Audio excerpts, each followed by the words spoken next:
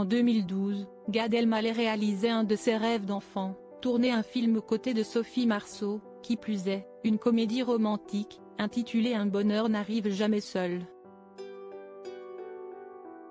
Invité à se remémorer ce moment de sa vie sur le plateau de C'est à vous sur France 5 ce lundi 11 mars, l'ex de Charlotte Casiraghi a avoué être très tôt tombé sous le charme de la belle comédienne. J'ai vu bien sûr la boum comme tout le monde. Et j'étais fou de Sophie Marceau quand j'étais gamin, c'était mon amoureuse, a-t-il confié.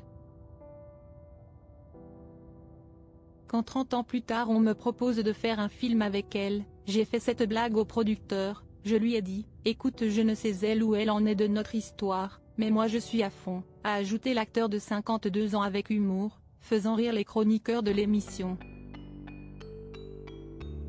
Si, de son côté, Gad Elmaleh était tiraillé entre l'admiration professionnelle et l'affection personnelle, l'acteur et humoriste reconnaît que, pour Sophie Marceau, la collaboration était uniquement professionnelle, j'étais tout ému de tourner avec elle, et moi j'ai craqué en fait, j'ai craqué complet, mais elle pas du tout, elle était en train de faire son boulot, a raconté le papa de Noé et Raphaël, concluant par une touche d'ironie qui le caractérise. Il y avait deux films qui se tournaient, il y avait le film pour la prod, et le film que moi j'avais dans ma tête. Les amours de Gad Elmaleh. Sophie Marceau et Gad Elmaleh, leur coup de foudre amical lors du tournage du film Un bonheur n'arrive jamais seul. Sophie Marceau et Gad Elmaleh ont partagé un vrai coup de foudre amical.